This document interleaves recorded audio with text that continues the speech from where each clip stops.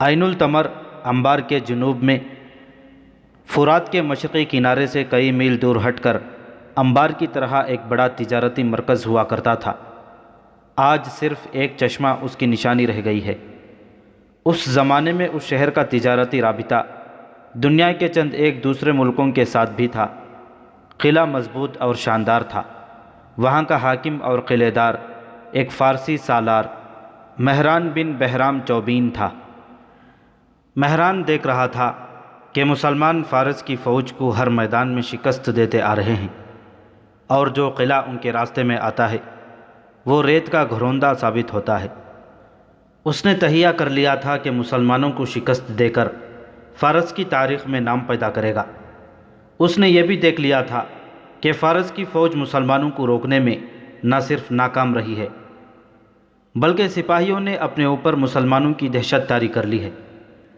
اس خطرے کو ختم کرنے اور اپنی نفری بڑھانے کے لیے اس نے عیسائی اور دیگر عقیدوں کے قبیلوں کو عین التمر میں اکٹھا کر لیا تھا۔ اس میں بنی تغلب، نمر اور ایاد کے قبیلے خاص طور پر قابل ذکر تھے۔ یہ سب عرب کے بدو تھے۔ ان کے سردار عقا بن ابی عقا اور حذیل تھے۔ یہ دونوں اس وقت کے مانے ہوئے جنگجو تھے۔ یہ قبیلے کسریٰ کی رعایا تھے۔ ایک تو وہ خود اپنے آقاؤں کو خوش کرنا چاہتے تھے، دوسرے یہ کہ مہران بن بہرام نے انہیں بہت زیادہ انعام اور مراعات دینے کا وعدہ کیا تھا۔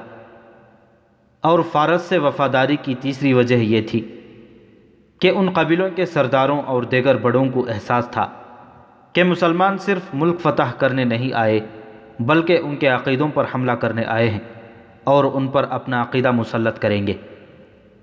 اس رات عین التمر میں بہت بڑی ضیافت دی گئی۔ یہ جشن کا سامان تھا۔ ایران کی بڑی حسین ناچنے اور گانے والیاں اپنے فن کا مظاہرہ کر رہی تھیں۔ یہ ضیافت ان بدوی قبیلوں کے سرداروں اور سرکردہ افراد کی اعزاز میں دی گئی تھی۔ شراب پانی کی طرح بہہ رہی تھی۔ ان بدوؤں نے ایسی ضیافت اور ایسی عیاشی کبھی خواب میں بھی نہیں دیکھی تھی۔ بڑی خوبصورت اور جوان عورتیں انہیں شراب پلا رہی تھیں اور ان کے ساتھ فحش حرکتیں بھی کر رہی تھیں۔ مورخوں نے لکھا ہے کہ اس کیفیت میں جب ان پر شراب اور عورت کا نشہ طاری تھا، بدوی قبیلوں کے ایک سردار عقا بن ابی عقا نے مہران بن بہرام سے کہا کہ وہ اپنی فوج کو پیچھے رکھے اور بدوی قبیلے آگے جا کر مسلمانوں کو عین التمر سے دور جا کر روکیں گے۔ اگر تم ایسا ہی بہتر سمجھتے ہو تو میں اعتراض نہیں کروں گا، مہران بن بہرام نے کہا، لیکن مجھے ڈر ہے کہ تمہارے قبیلے ہماری فوج کے بغیر نہیں لڑ سکیں گے۔ ہم عربی ہیں، عقا نے کہا، عربوں سے لڑنا صرف ہم جانتے ہیں۔ عرب کے ان مسلمانوں سے ہمیں لڑنے دو۔ فارسیوں نے ان کے مقابلے میں آ کر دیکھ لیا ہے۔ مشہور مورخ طبری نے مہران اور عقا کی یہ گفتگو انہی کے الفاظ میں اپنی تاریخ میں شامل کی ہے۔ میں تسلیم کرتا ہوں، مہران بن بہرام نے کہا، تمہاری بہادری کو میں تسلیم کرتا ہوں عقا۔ جس طرح ہم اجمیوں کے خلاف لڑنے کے ماہر ہیں، اسی طرح تم عربوں کے خلاف لڑنے کی مہارت رکھتے ہو۔ تم ان عربی مسلمانوں کو کاٹ پھینکنے کے لیے آگے چلے جاؤ۔ میری فوج تمہارے قریب ہی کہیں موجود ہوگی۔ جو ہی ضرورت پڑی ہم تمہاری مدد کو پہنچ جائیں گے۔ رات گزر گئی۔ صبح فارس کی فوج کے 2 سالار مہران بن بہرام کے پاس گئے۔ رات کو ہم نے آپ کی اور عقا کی بات چیت میں دخل دینا مناسب نہ سمجھا، ایک سالار نے کہا۔ ہم نے بولنے کی ضرورت اس لیے بھی نہ سمجھی کہ رات کو یہ بات چیت نشے کی حالت میں ہو رہی تھی۔ میں پوری طرح ہوش میں تھا، مہران نے کہا۔ کہو کیا کہنا چاہتے ہو؟ آپ نے ان بدوی قبیلوں کو جو اہمیت دی ہے یہ ہمارے لیے اچھی نہیں، سالار نے کہا۔ کیوں اچھی نہیں؟ اس سے ان قبیلوں کو یہ تاثر ملا ہے کہ ہم مسلمانوں سے ڈرتے ہیں، سالار نے جواب دیا، یا یہ کہ ہم کمزور ہیں۔ یہ لوگ اتنی اہمیت کے قابل نہیں۔ اگر بدوی قبیلوں نے مسلمانوں کو شکست دے دی، دوسرے سالار نے کہا، تو کہا جائے گا کہ یہ فتح ان قبیلوں کی ہے، اور اگر یہ نہ ہوتے تو ہم ایک اور شکست سے دوچار ہوتے۔ میں نے انہیں جو اہمیت دی ہے یہ آخر تمہیں ملے گی، مہران نے کہا۔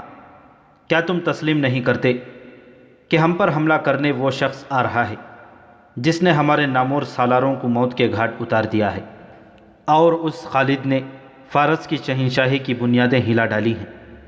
میں اس اعتراض سے نہیں شرماؤں گا کہ تم خالد کا مقابلہ نہیں کر سکتے۔ میں نے کچھ سوچ کر ان بدوی قبیلوں کو آگے جانے کی اجازت دی ہے۔ اگر انہوں نے مسلمانوں کو شکست دے دی تو یہ تمہاری فتح ہوگی۔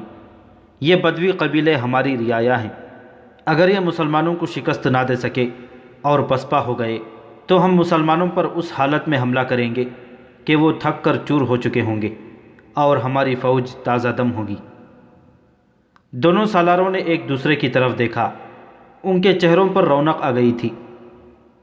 اپنے حاکم کی یہ چال انہیں بہت پسند آئی تھی۔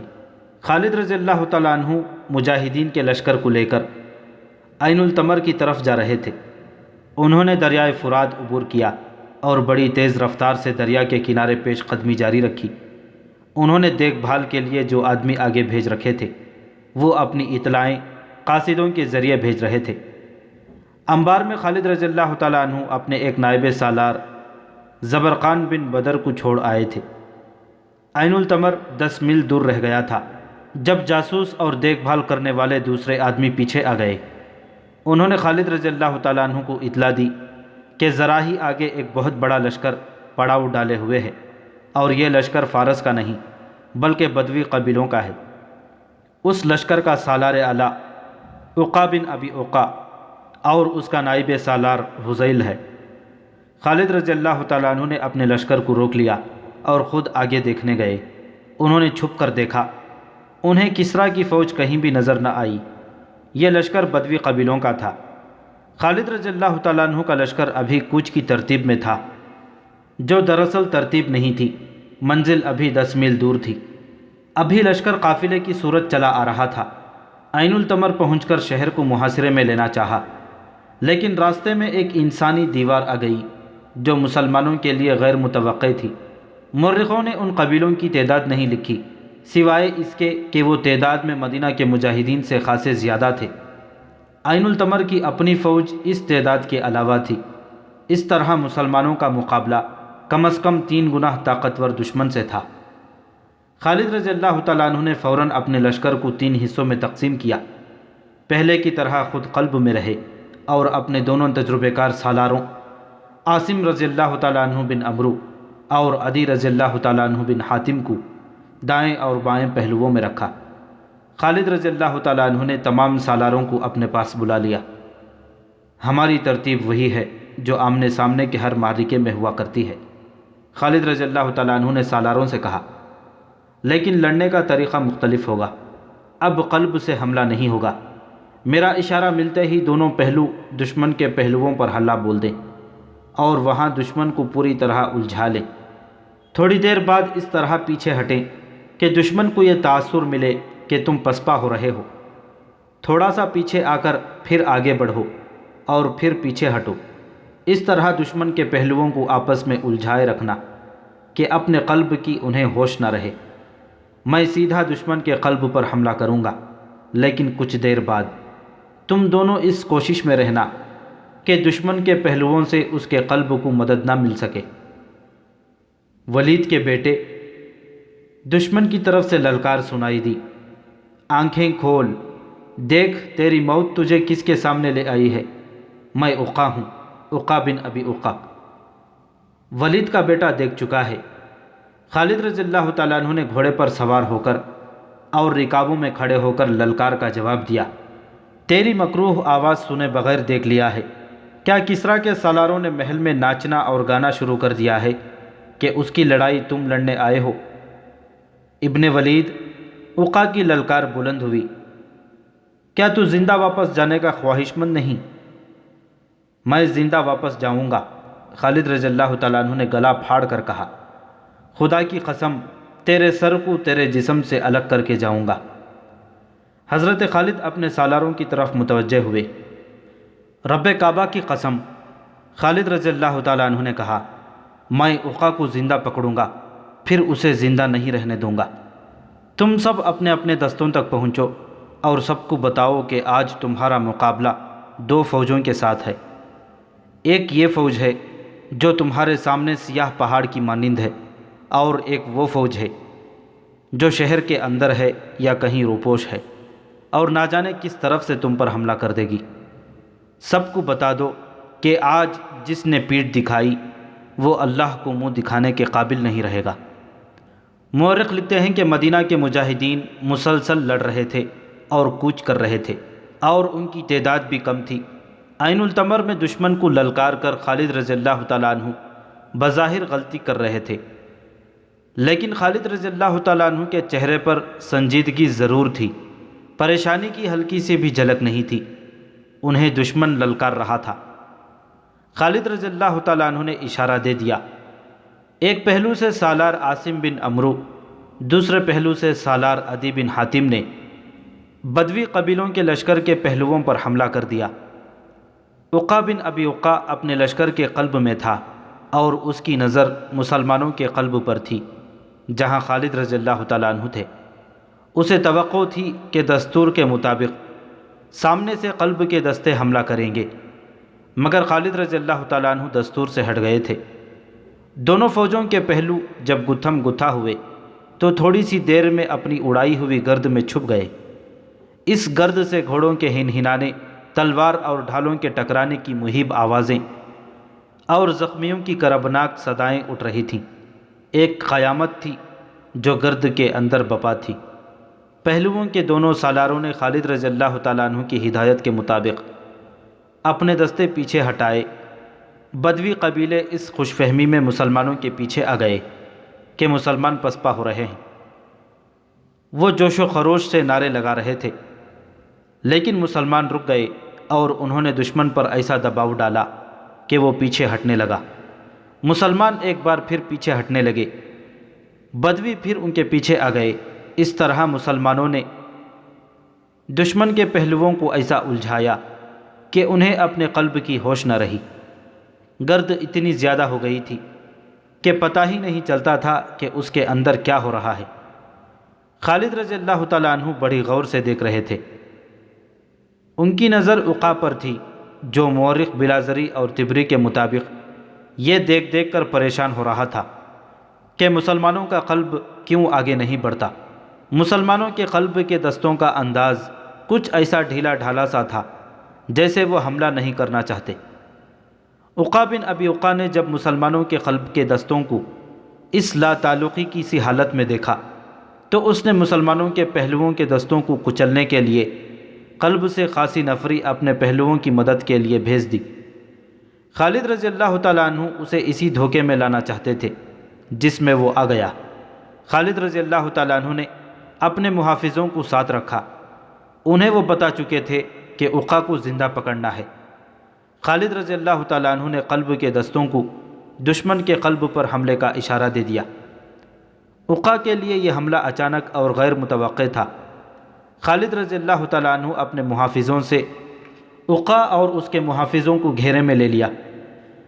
عقا کے محافظ بے جگری سے لڑ رہے تھے، مسلمانوں کو وہ قریب نہیں آنے دے رہے تھے۔ عقا ان کے درمیان میں تھا۔ مسلمانوں کے دستوں نے بدوی قبائلوں کے پاؤں اکھاڑ دیے۔ عقا بھاگ نکلنے کی کوشش کر رہا تھا۔ سامنے آ عقا!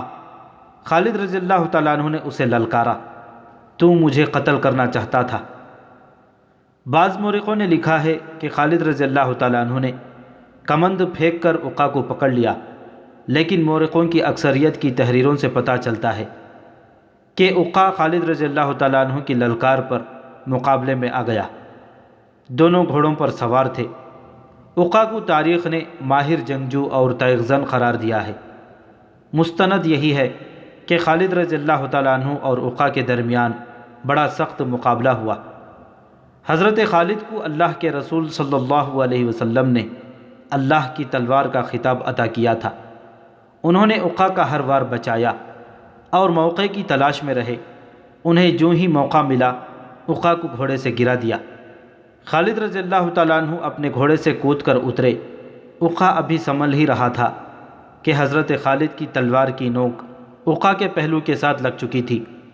اس کے ساتھ ہی خالد رضی اللہ تعالیٰ عنہ کے 3-4 محافظوں نے برچھیوں کی انیا عقا کے جسم کے ساتھ لگا دی۔ عقا نے ہتھیار ڈال دیے۔ اس کے کئی محافظ ہلاک اور زخمی ہو چکے تھے۔ جو بچ گئے وہ بھاگ اٹھے۔ فوراً یہ خبر تمام بدوی قبائل تک پہنچ گئی کہ ان کا سردار اعلیٰ اقا ہتھیار ڈال چکا ہے۔ یہ افواہ بھی پھیل گئی کہ اقا مارا گیا ہے۔ ادھر مسلمانوں کے سالار عاصم اور عدی دشمن کے پہلوؤں کے دستوں کا بہت نقصان کر چکے تھے۔ اس خبر کے ساتھ ہی کہ اقا پکڑا گیا یا مارا گیا ہے، پہلوؤں کے سپاہی پسپا ہونے لگے۔ تھوڑی دیر تک صورتحال یہ ہو گئی کہ بدوی ایک ایک دو دو عین التمر کی طرف بھاگے جا رہے تھے۔ اقا خالد رضی اللہ تعالیٰ عنہ کا قیدی تھا، لیکن وہ پریشان نہیں تھا۔ اسے توقع تھی کہ عین التمر کی فارسی فوج اس کی مدد کے لیے پا بارکاب ہوگی اور آ ہی رہی ہوگی۔ وہ مسلمانوں کی حالت دیکھ دیکھ کر خوش ہو رہا تھا۔ مسلمان تھک کر نڈھال ہو چکے تھے۔ خالد رضی اللہ تعالیٰ عنہ نے اپنے قاصدوں کو بلایا۔ تمام سالاروں اور کمانڈروں کو پیغام دو کہ بدوی لشکر کی پسپائی کو ابھی اپنی فتح نہ سمجھیں۔ خالد رضی اللہ تعالیٰ عنہ نے قاصدوں سے کہا، ابھی مال غنیمت کی طرف بھی نہ دیکھیں، ایک اور فوج آ رہی ہے، وہ تازہ دم ہوگی، اس کے مقابلے کے لیے تیار رہو۔ یہ تو معلوم ہی نہیں تھا کہ مہران بن مہرام کی فوج کس طرف سے آئے گی، یا وہ عین التمر میں قلعہ بند ہو کر لڑے گی۔ اس فوج پر نظر رکھنے کے لیے مثنہ بن حارثہ اپنے چھاپہ مار دستے کے ساتھ عین التمر تک کے علاقے میں موجود اور متحرک تھا۔ اس نے خالد رضی اللہ تعالیٰ عنہ کو بار بار یہی ایک پیغام بھیجا تھا کہ آتش پرستوں کی فوج کہیں بھی نظر نہیں آ رہی۔ پھر اس کا یہ پیغام خالد رضی اللہ تعالیٰ عنہ تک پہنچا کہ اقا کے قبائلی خوف و ہراس کی حالت میں بھاگ بھاگ کر عین التمر میں پناہ لے رہے ہیں۔ مثنہ بن حارثہ کے چھاپہ مار بھاگنے والے بدوی قبائلوں کا تعاقب کر کے انہیں مار رہے تھے۔ جب اقا کے پہلے چند ایک آدمی عین التمر میں داخل ہوئے تو انہیں مہران کے پاس لے گئے۔ تم موت سے بھاگ کر آئے ہو، مہران نے انہیں کہا۔ کیا تم نہیں جانتے تھے کہ یہاں بھی تمہارے لیے موت ہے؟ اس نے حکم دیا، لے جاؤ ان بزدلوں کو اور انہیں قتل کر دو۔ کس کس کو قتل کرو گے؟ ایک بدوی نے پوچھا۔ پہلے اقا کو قتل کرو، جس نے ہتھیار ڈال کر سارے لشکر میں بزدلی پھیلا دی۔ دوسرے نے کہا، مسلمانوں نے جس طرح حملے کیے انہیں ہمارے سردار سمجھ ہی نہ سکے۔ ایک اور نے کہا، انہوں نے میدان جنگ کی صورتحال ایسے رنگ میں پیش کی کہ مہران گھبرا گیا۔ مسلمانوں کے لڑنے کے جذبے اور جوش و خروش کو انہوں نے مبالغے سے بیان کیا اور بتایا کہ اپنا لشکر جو مسلمانوں کے ہاتھوں کٹنے سے بچ گیا ہے، شہر کی طرف بھاگا آ رہا ہے۔ تو کیا ہمارے لیے یہ بہتر نہیں ہوگا کہ ہم مسلمانوں کو وہاں لے جا کر کاٹیں جہاں ان کا دم ختم ہو چکا ہو؟ مہران بن بہرام نے اپنے سالاروں سے کہا، پھر وہ پسپا ہونے کے بھی قابل نہیں رہیں گے۔ کیا سوچ کر آپ نے یہ بات کہی ہے؟ ایک سالار نے کہا، اتنا بڑا شہر چھوڑ کر ہم چلے جائیں گے تو یہ پسپائی ہوگی۔ یہ کہیں کہ آپ پر مسلمانوں کا خوف طاری ہو گیا ہے اور آپ یہاں سے بھاگنا چاہتے ہیں۔ جو میں سوچ سکتا ہوں وہ تم سوچ نہیں سکتے، مہران نے شاہانہ رعب سے کہا۔ میں یہاں کا حاکم ہوں، جاؤ اور میرے اگلے حکم کا انتظار کرو۔ سالار خاموشی سے چلے گئے۔ وہ سالار تھے، شہر کا دفاع ان کی ذمہ داری تھی۔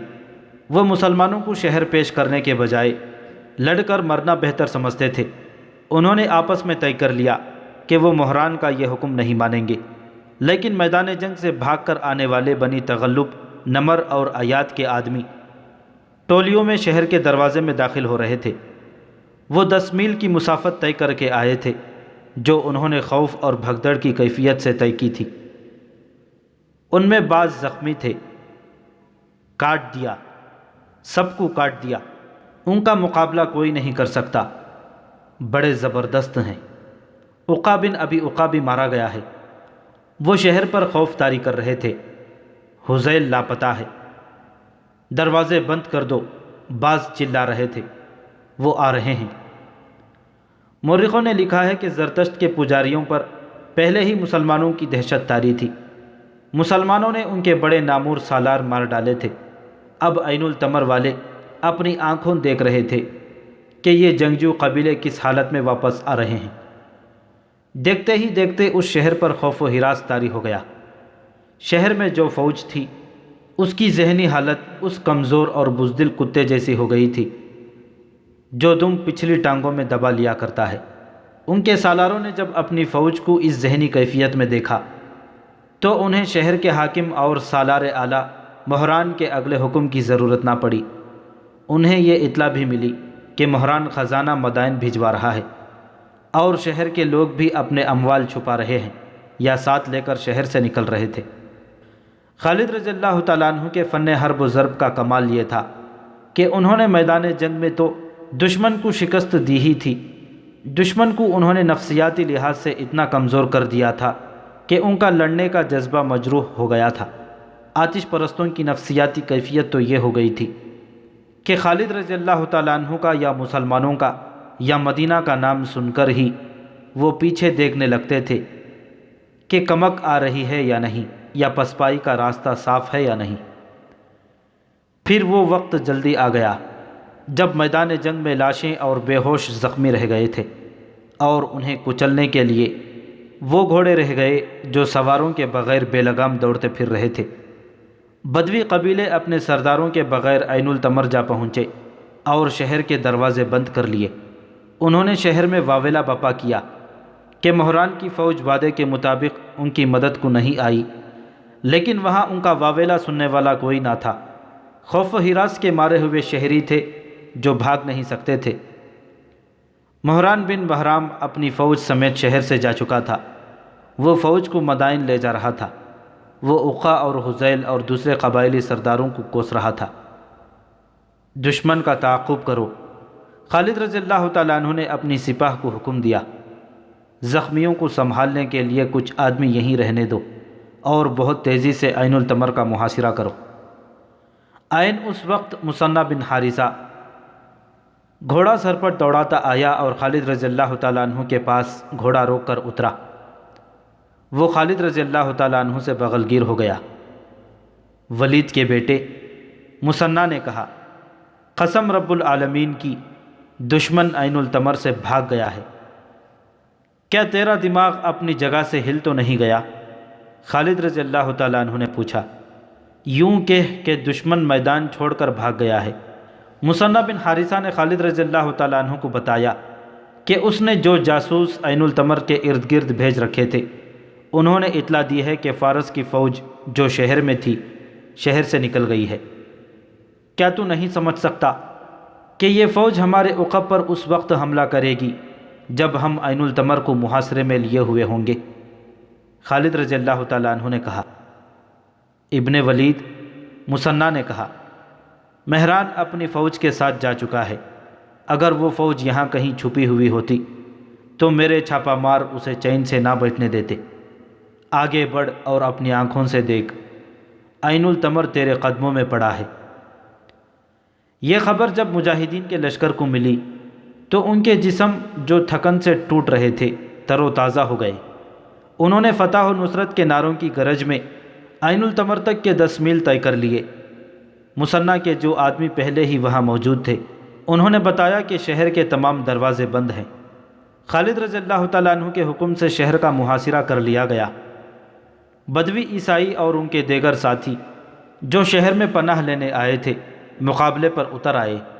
انہوں نے شہر پناہ کے اوپر جا کر مسلمانوں پر تیر برسانے شروع کر دیے۔ عقا بن ابی عقا کو اور تمام جنگی قیدیوں کو آگے لاؤ۔ خالد رضی اللہ تعالیٰ عنہ نے حکم دیا۔ ذرا سی دیر میں تمام بدوی قیدیوں کو سامنے لے آئے۔ خالد رضی اللہ تعالیٰ عنہ نے عقا کو بازو سے پکڑا اور اسے اتنے آگے لے گئے جہاں وہ شہر پناہ سے آنے والے تیروں کی زد میں تھے۔ یہ ہے تمہارا سردار؟ حضرت خالد نے بڑی بلند آواز سے کہا۔ تم اسے بہادروں کا بہادر سمجھتے تھے، اسی نے تمہاری دوستی فارس والوں سے کرائی تھی۔ کہاں ہیں تمہارے دوست؟ خالد رضی اللہ تعالیٰ عنہ نے عقا کو آگے کر کے کہا، اس سے پوچھو مہران اپنی فوج کو بچا کر کہاں لے گیا ہے؟ پھر بے شمار قیدیوں کو آگے کر دیا گیا۔ یہ ہیں تمہارے بھائی؟ خالد رضی اللہ تعالیٰ عنہ نے کہا۔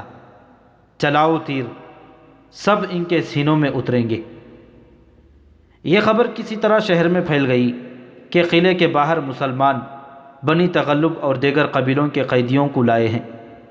ان قیدیوں میں سے کئی ایک کے بیوی بچے اور لواحقین شہر میں تھے۔ ان کی بستیاں تو کہیں اور تھیں، لیکن ان کی سلامتی کے لیے انہیں عین التمر میں لے آئے تھے۔ جنگ کی صورت میں انہیں وہ اپنے بستیوں میں محفوظ نہیں سمجھتے تھے۔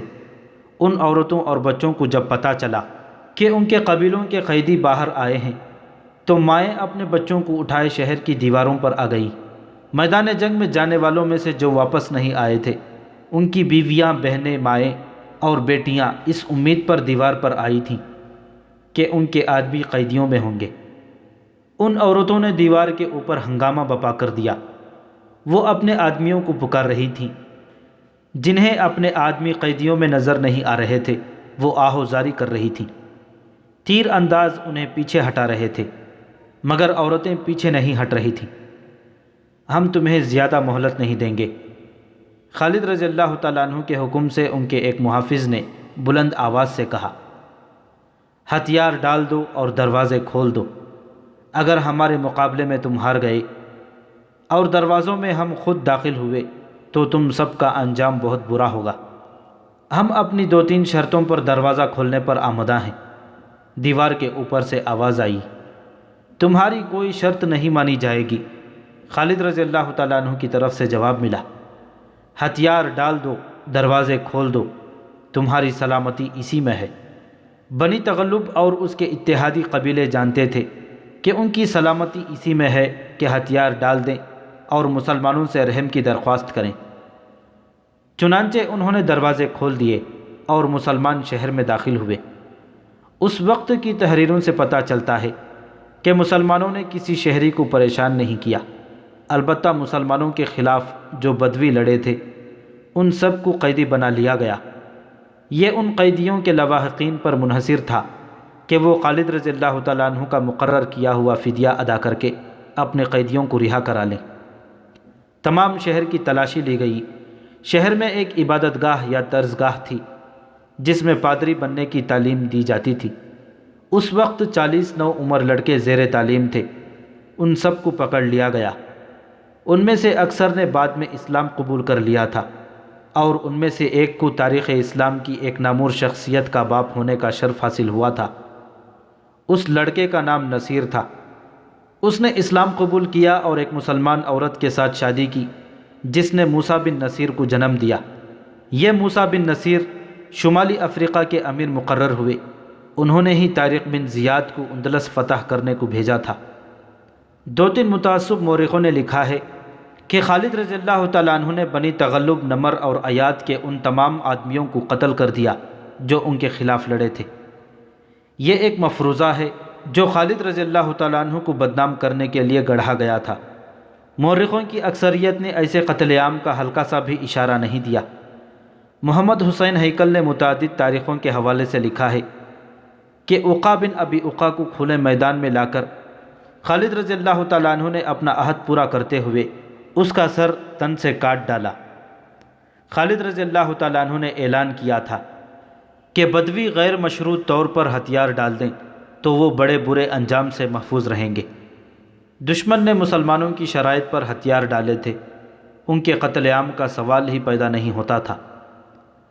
عین التمر کی فتح کے بعد خالد رضی اللہ تعالیٰ عنہ نے پہلا کام یہ کیا کہ انبار اور عین التمر کا مال غنیمت اکٹھا کر کے مجاہدین میں تقسیم کیا اور خلافت کا حصہ الگ کر کے ولید بن عقبہ کے سپرد کیا کہ وہ مدینہ امیر المؤمنین کو پیش کریں۔ انہوں نے امیر المؤمنین کے لیے ایک پیغام بھی بھیجا۔ ولید بن عقبہ نے مدینہ پہنچ کر امیر المؤمنین حضرت ابوبکر صدیق رضی اللہ تعالیٰ عنہ کو انبار اور عین التمر کی لڑائی اور فتح کی تفصیل سنائی، مال غنیمت پیش کیا، پھر خالد رضی اللہ تعالیٰ عنہ کا پیغام دیا۔ پہلے سنایا جا چکا ہے کہ خلیفۃ المسلمین ابوبکر صدیق رضی اللہ تعالیٰ عنہ نے خالد رضی اللہ تعالیٰ عنہ کے لیے حکم بھیجا تھا کہ وہ ایاز بن غنم رضی اللہ تعالیٰ عنہ کے انتظار میں ہیرا میں رکے رہیں۔ اس وقت ایاز رضی اللہ تعالیٰ عنہ دومت الجندل میں لڑ رہے تھے، لیکن لڑائی کی صورتحال ایاز رضی اللہ تعالیٰ عنہ کے لیے اچھی نہ تھی۔ خالد رضی اللہ تعالیٰ عنہ نے خلافت کے حکم کو نظر انداز کر دیا اور ہیرا سے کوچ کر کے انبار کو محاصرے میں لے لیا، فتح پائی، پھر عین التمر کا معرکہ لڑا اور کامیابی حاصل کی۔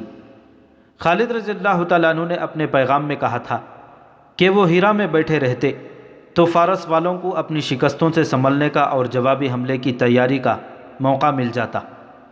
خالد رضی اللہ تعالیٰ عنہ کی کوشش یہ تھی کہ دشمن کو کہیں بھی قدم جمانے کا اور جوابی وار کرنے کا وقت نہ مل سکے۔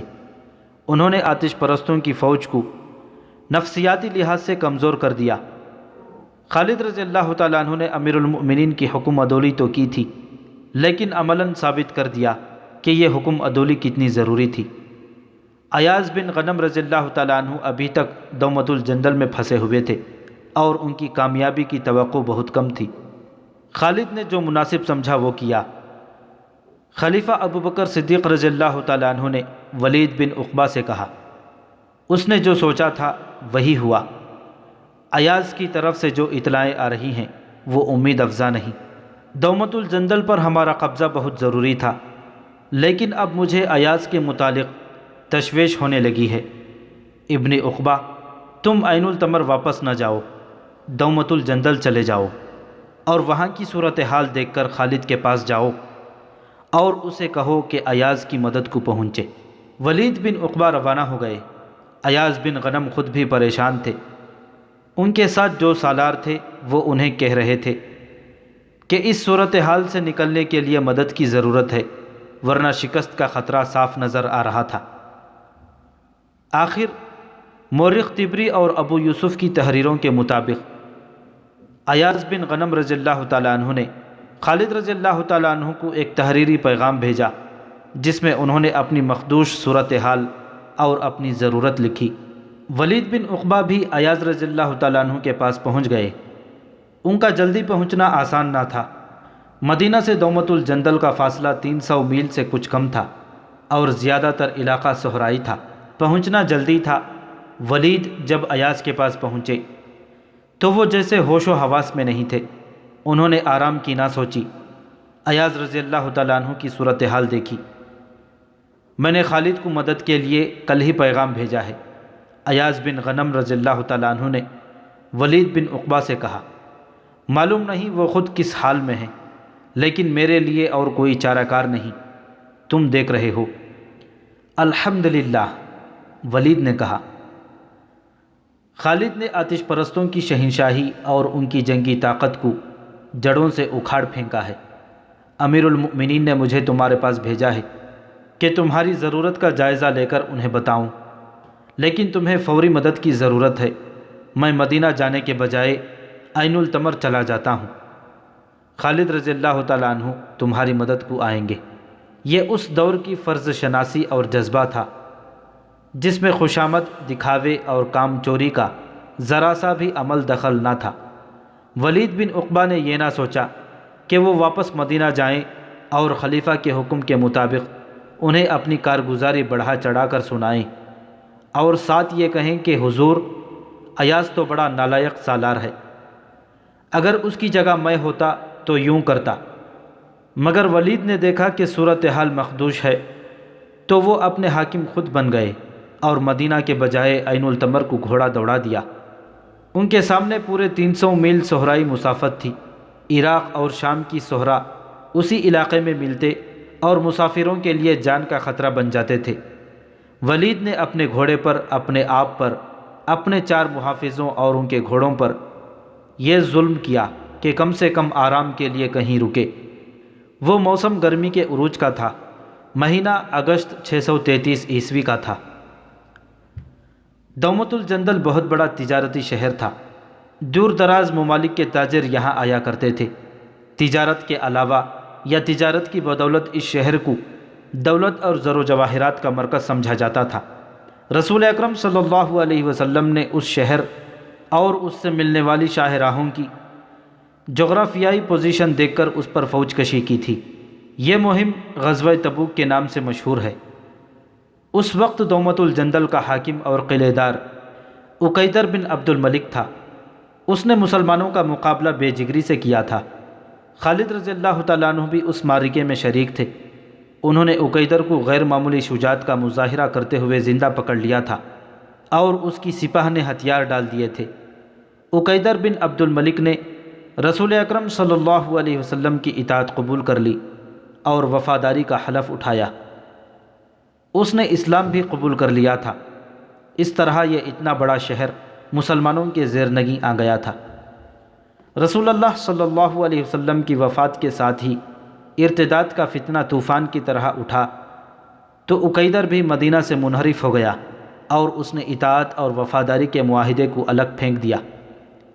اس نے دومت الجندل کو ایک ریاست بنا لیا جس کے باشندے عیسائی بھی تھے اور بت پرست بھی۔ عیسائیوں کا سب سے بڑا اور طاقتور قبیلہ کلب تھا۔